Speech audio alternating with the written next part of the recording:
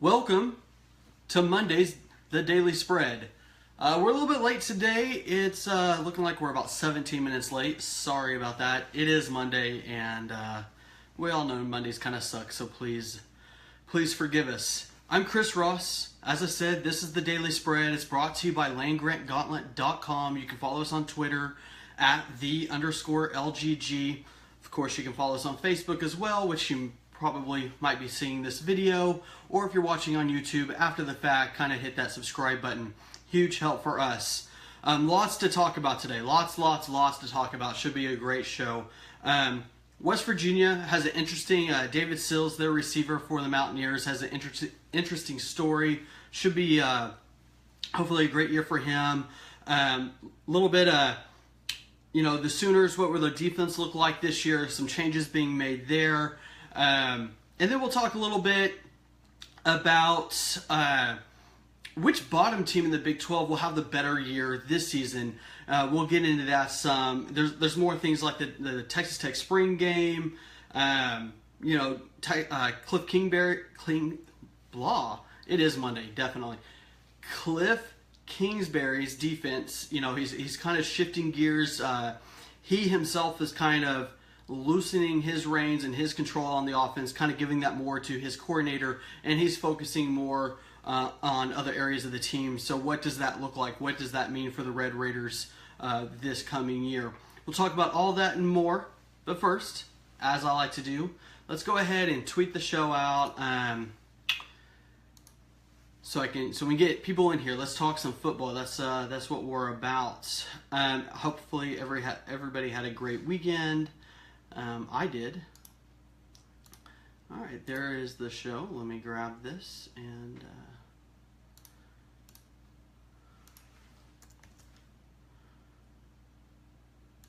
boom. There we go. It has been tweeted, so hopefully you guys come chat and come talk some football. Okay, first topic up today.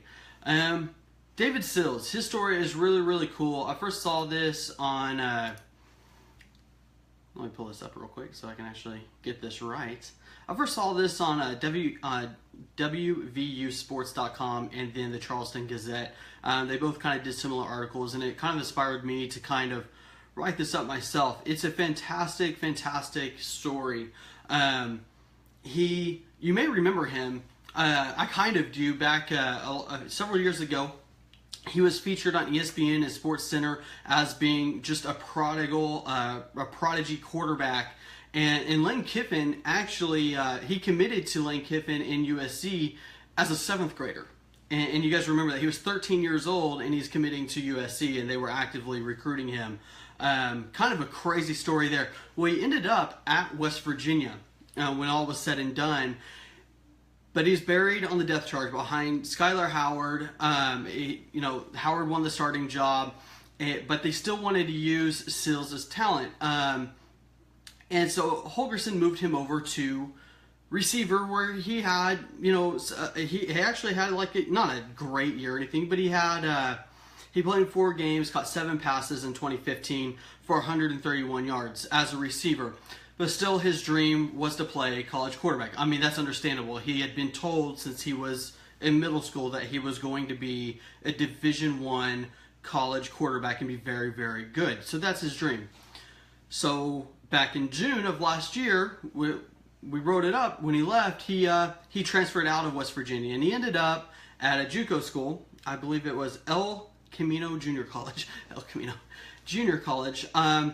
Where he did play quarterback, and he had a solid year, but nothing groundbreaking. He was 127 for 238, so he's about a pass completion percentage there of 53.4. So nothing incredible, nothing spectacular, and it just kind of looked like that maybe he's not going to be a quarterback. He got some interest from Ball State, I believe, and but that was about it after his JUCO year.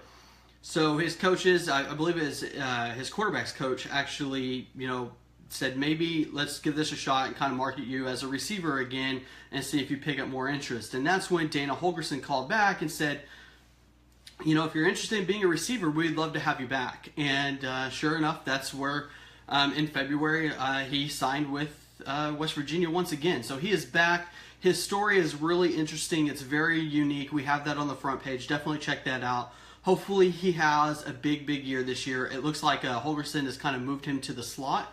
So hopefully he can get some reps there and have a big year. Just an interesting story. And he's definitely focused on being a receiver at this point. Great story there. Speaking of West Virginia, their season opener against Virginia Tech, the battle for the Black Diamond Trophy. It's a rivalry game. They haven't been able to play it, in several years since West Virginia's moved to the Big 12. Actually, I think it's been longer than that. Actually, I think, let me look here. Let me pull this up and look at the last time it's been played. They used to play it every year. In West Virginia, they hold the series lead, but Virginia Tech has won the last two meetings back in 2004 and 2005. So it's been a little more than a decade since they've played this game. So it's a highly anticipated game, rivalry game, a lot of bragging rights on the line here. They're going to move that game to Sunday, and it will be prime time. So that's pretty cool for the Mountaineers. And speaking of the Battle of the Black Diamond Trophy, if you've been following along, we've been playing our March Madness tournament, kind of if it was football. We put the games, the tournament bracket as it is in basketball this year. We put those game matchups in whatifsports.com and kind of simulated what it would be with the football teams that we're playing. Well, over the weekend, the championship is tonight, and then we have the Final Four. So we just kind of did the Final Four and the championship all in one place, but the Final Four features a couple of rivalry games, and West Virginia and Virginia Tech being one of those games, interestingly enough. Hopefully things don't play out in real life like they did in our make-believe tournament, because it did not work out for West Virginia. You guys can check that out on the homepage. Pretty cool little fun piece there we just like to do. So that's wrapped up, and definitely check that out. We'll flip over to the Sooner State, and the Sooners specifically. Blatant homerism. They have a great article about Oklahoma's defense. They've been running that 3-4 for the last few years, and it looks like they're going to transition after that and go back more to an even man front. And they look at some of the reasons for that. One, it's to play to their strengths on defense. The 3-4 is highly regarded as a way to beat the spread, but that might not be Oklahoma's strengths this year. So they look like they're going to be using, what's he say here? Speculation has rightfully centered on the theory that the move is being made to help defensive line coach Calvin, I'm going to mess this up, Thibodeau, I said I was going to mess it up, and the rest of the staff land a higher caliber of Haas for OU's front. The company line about needing to manufacture more pressure on opposing offenses isn't BS. Though, as pointed out, the Sooners' ability to make stops in the backfield trailed off significantly in 2016. You can blame that on the personnel and how Mike Stoops tailored the scheme, but tweaks seem warranted. So Oklahoma's moving more to a four-man front, and blatant homerism does a fantastic job of kind of going through what that will look like for the Sooners. And they have, if you're an X's and O's type of guy, they have diagrams and stuff there on the article. We'll have it linked afterwards, and you can definitely check that out. Alan Kinney for that website does a fantastic job of covering OU, and it's a great site. Definitely check them out, especially if you're a Sooner fan, but you've probably already heard of them if you are. Going across the Red River now, Texas picked up some much-needed tight end help over the weekend. It was a transfer from... I wrote this. You would think that I would remember it better. But Kendall Moore, transferred from Syracuse, he is committed to Texas. He's going to be a Longhorn, and that's huge for the Longhorns, because Coach Tom Herman has made no ifs, ands, or buts that is the position that they desperately need help at. They don't really have much there. They have, I believe, a redshirt freshman looking to start, and Peyton Acoin, I'm going to mispronounce the name. But then behind that, they have a redshirt senior that has limited experience, and then a couple freshmen behind that, including the freshman that was arrested at his high school on some pretty serious drug charges, and who knows if he'll even make it to campus, and I would highly doubt he actually ends up in Austin, but no official word on that yet.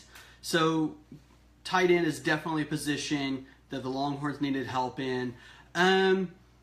You know, Kendall Moore isn't, he didn't provide a huge threat there for Syracuse, but he will give the Longhorns some instant depth, and I think that's what they need above all else at this point, because depth is what it is. You can kind of mask it like OU is right now with their defensive schemes and kind of moving some things around to play to their strengths, and you can do that kind of thing. But when it comes to depth in college football, you're kind of just dealt the hand you're dealt, and you have to play it as best you can and just kind of hope for the best. So any kind of help there the Longhorns get will be much appreciated by Coach Herman there. Speaking of defense and getting better on defense, Texas Tech hasn't exactly been known for theirs. Every year, this is the year that Texas Tech is going to field a defense. Well, yeah, I bet. You know, we'll see it when I'll believe it when we see it, right? But to Coach Kingsbury's credit, he is placing a much bigger emphasis on the position.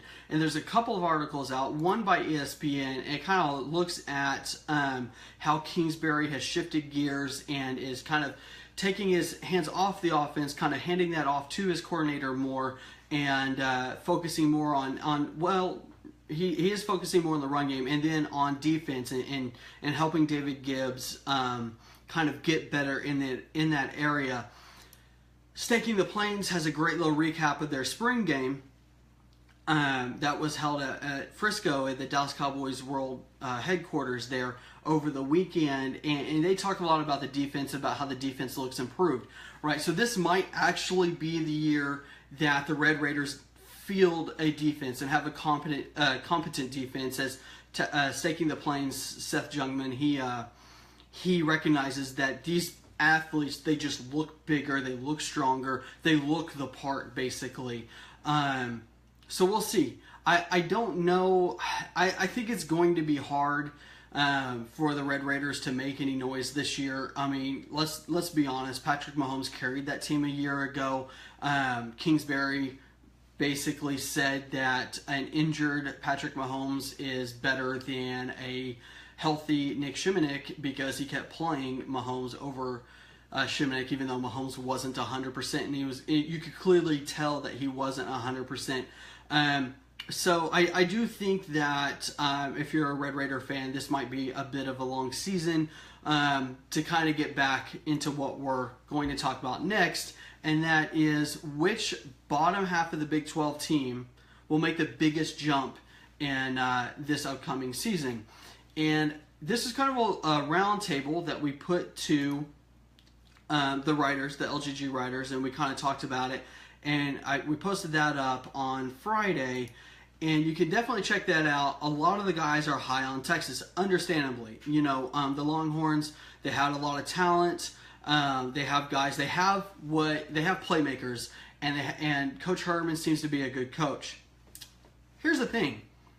Mac Brown was a great coach. He won a national championship at Texas. Charlie Strong was a great coach. He was part of 2 national title teams with different schools. He's a great coach. Bringing in a good coach isn't going to sell me. I was all aboard the Texas is back train this time last year. You can go back. I thought Texas was back. They had talent. Charlie Strong, I believed in what was going on in Austin, and you're not going to fool me again. I have to see it first. The Longhorns, the road in front, this is not early 2000 Big 12. You cannot schedule 3 cupcake teams and sleepwalk through the non-conference and then play some teams in the North, and no matter what happens in the South Division, win 8 or 9 games. That is not happening. The Longhorns play the toughest non-conference schedule of anyone in the Big 12. They have to travel to USC. They get the Big 12's top 3 contenders in Oklahoma, Oklahoma State, and Kansas in a row in October. So you're looking at a team that could have 4 or 5 losses by the end of October. I don't think many on the 40 acres are going to be happy with that. I can't believe a lot of fans are going to be happy with that, but that's the reality, because in the Big 12, when you have the round robin, wins come from losses. And there's nobody ahead of the Longhorns that I think that they could jump this year. There's just not. The three contenders are there. You have West Virginia and TCU also look to be dark horses. So who are the Longhorns going to jump? Where are they going to rise? For them to rise, someone has to fall, and I just don't see that happening this year. I mean, injuries and things can always happen, but let's face it. I think the Longhorns will finish 5th in the conference again. That's my kind of that's the way I see it entering the season. That could change in the fall, but that's the way I see it. I actually agree with Chase that the Iowa State is going to be the kind of the Cinderella, the team that makes the biggest jump. Everything Coach Campbell is doing is fantastic. They played guys super close last year in the games they lost.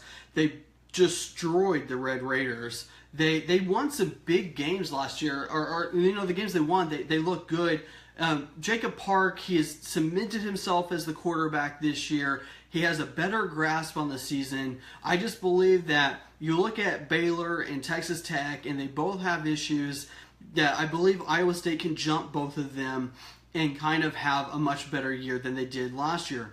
Also, in contrast to the Longhorns schedule, Iowa State's schedule kind of sets up early for some early success, which is good for a team looking for confidence. They could get some wins in the non-conference. Iowa will be a tough out. But then they kind of ease their way into their Big 12 schedule, and that's going to help them. They might drop a couple of games, but they're going to win some games too, and that should help them build the confidence to hopefully still contend later on in the season and maybe surprise a few folks. That'll be definitely interesting to watch. So my pick is Iowa State. I would love to pick Kansas and what David Beatty is doing there, because I do think Kansas is improving, but they have a long way to go before they're going to start climbing any rungs of the ladder, because there was so far of a gap between Kansas and everybody else for so long in the Big 12. But they are definitely closing that gap, and I think Jayhawk fans should be excited about the future. Maybe just not 2017, but definitely as the seasons go on. Let me see. I think that'll about wrap it up today. Who do you guys have for your most improved team in the Big 12? Who's in the bottom last year? Texas. Let's see. It's Texas, Baylor, TCU, or not TCU. Baylor, Texas Tech, Iowa State, Kansas. Who are those teams? Who's going to jump up? Who do you see having the biggest week? Well, is Texas back? Do you think so? I mean, like I said, they're going to have to prove it to me before I get on that train again. I think that's all I have for you today, guys. It's been a great show. Lots to talk about. Oklahoma's defense. What do you guys think about moving to the 4-3 instead of the 3-4 or the even man front? Will that help them, hurt them? Is this the year the Red Raiders actually field a defense? I'm going to have more on that later this week in a couple of articles. But what do you guys think? Is this the year for them?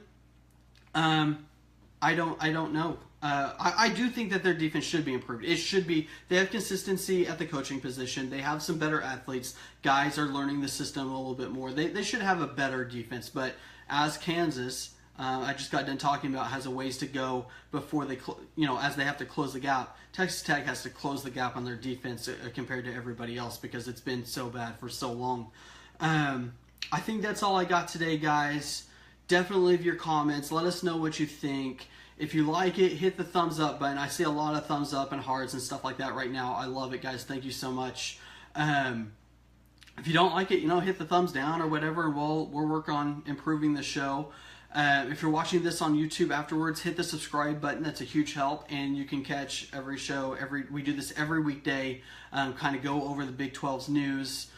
I've been Chris Ross, or actually I still am Chris Ross. I don't know why I say it like that. This has been The Daily Spread, brought to you by LandGrantGauntlet.com. Follow us on Twitter, _LGG, Facebook, all that. We appreciate it, guys. I will see you tomorrow. Have a good one.